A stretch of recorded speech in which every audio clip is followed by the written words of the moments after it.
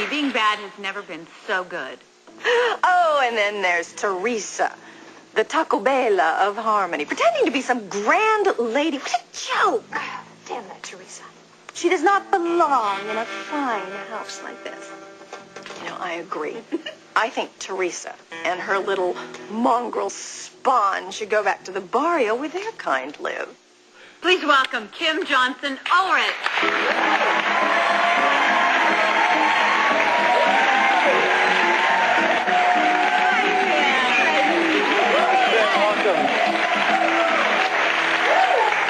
Well, how nice it must be to get to walk. Yes, it is. It is. I've kind of forgotten how to act and walk at the same time. I'm sure. Sometimes I see you in that wheelchair and I think, God, what's that like? To have to be in a wheelchair all day long. Everybody thinks it would be a lot of fun, and it's not. It is not fun. I'm sure it's not. No, you know, for a while, for about a year, I've been in it well over a year and a half. And I keep, going to the producers going, anytime soon I'm going to get out. And you're in trouble when the entire crew and everybody you meet starts going, when are they getting you out of the wheelchair? Yeah. I don't know. Well, plus they would have to shoot differently because you're down lower than everybody else, right? You get to be ahead most of the time? I am a floating head in the corner of the screen at all times, and all of the actors hate me because they always have to look down on me, so their light is never good. Oh, and my light is always that's great. right. I'm always looking up. It's neck stretched out. It's good. It's good. We have a clip, I believe, of that. Can we see?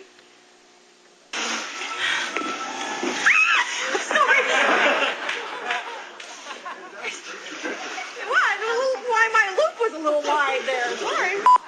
5, 4, 3, 2. Ethan can't kill Julian if I kill him first. And I know exactly what Julian is going to do to escape Ethan and Louise. And I'm going to be there waiting for him.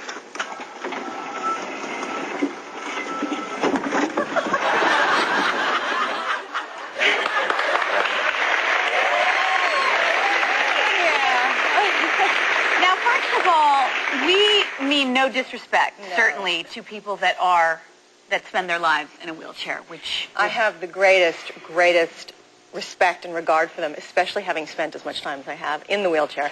And in fact, once I was going into a restaurant and there was a woman who was eating and she stopped and she goes, oh, you play Ivy, don't you? And I'm like, yeah. She goes, you do such a good job in the wheelchair. I think you're wonderful. And I was like, well, thank you so much. And she said, and I know because I'm in one. And I looked at her and I said, I hope I haven't, done anything to make anyone feel bad. And she's like, no, you do a good job. So that made me feel wonderful about it. Yeah, it was great.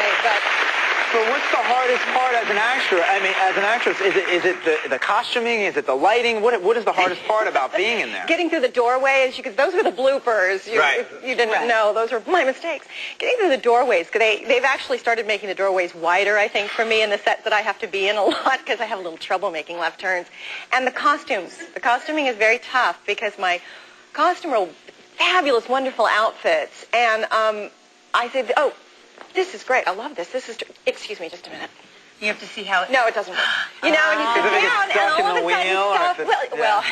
Yes, there was a fabulous outfit she had for me for New Year's, and it had these beautiful long trains, and I said, this is wonderful, Jane. And I sat down, and I went, Jane, no, I'm going to Isadora Duncan myself. I'm going to be strangled. It will catch in the wheel, so we've had to alter everything. I'm in pants a lot now. You can't show a lot of leg.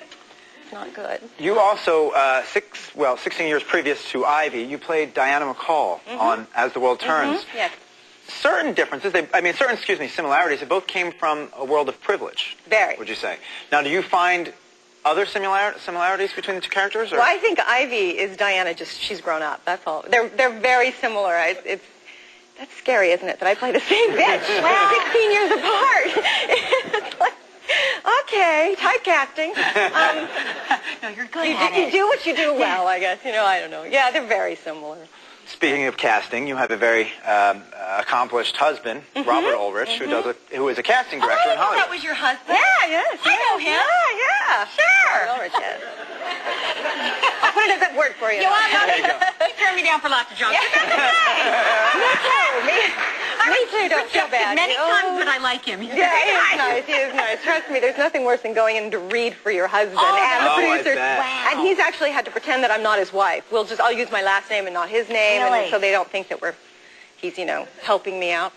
Yeah. So I don't think I'm, You guys had a huge wedding, didn't right? you have like 500 people in your wedding? And we had 525 to sit down dinner. Huge! It was a couple of years Sit down ago. for everybody else except you. No, we ran around. Because you're We ran greeting around. everybody. Yes. But this was a long time ago in a small galaxy, far away. No, in a small town in Northern California. But yes, 500, and I knew 50 of them, and the rest were his family. Yeah. Wow. Because his father was the mayor? No, his grandfather was actually mayor of Modesto. Okay. And, he grew up there, his whole family. I mean, they knew everybody. So. And how long have you been married? 22 years. Are you kidding? Wow. You guys have two beautiful children. Yes. Cooper and Tierney Joy. Tierney Joy, yes. Who you just adopted from China. Well, a year ago. A year ago. Yeah, a little over a year ago, we got Tierney from China. Now, what prompted you to adopt a child from China? I have no answer to that. Really? I don't know why. I can only tell you that my daughter was in China, and that's how I feel about it. I always wanted another child. We had Cooper, and he was a delight and a joy for us. We just never had another one. Things work out. You're like, hey. Sure. And we wanted another child when I got the soap. It just made it possible for us to go ahead and do the adoption. And I just always knew that the daughter I was supposed to have was from China. And I cannot tell you how much she fits into our life and how much she is a part of our family. She's such a perfect fit. I don't know how they do it. It is absolutely was it a difficult process? It's not a difficult process. It's a long process. Lengthy. It's a lot of paperwork. And it took about a year and a half to actually, from start to finish, to get her. And you went over to pick her up? I didn't get to go. Oh. No, we got our call to go the Friday after September 11th. Yeah, Wow. it was one of the toughest moments of my life was to get the call and say, okay, your trip's, you're planned. And I was going, I can't get on a plane. I can't. And we were going to go as a family with my son. And I said, I can't put him on a plane. I can't, we talked about it. And ultimately my husband went. And I was working anyway, so they couldn't write me out that fast. So my husband went by himself. We went with his cousin. We talked her into going. But it was good for him. It was good for him because he realized, he came home, he said, I know I helped with Cooper.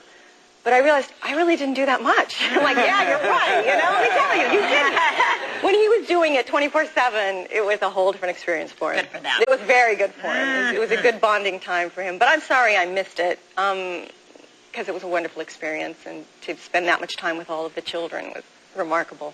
That's neat. Now, Kim, we also hear that you used to be a competitive fencer.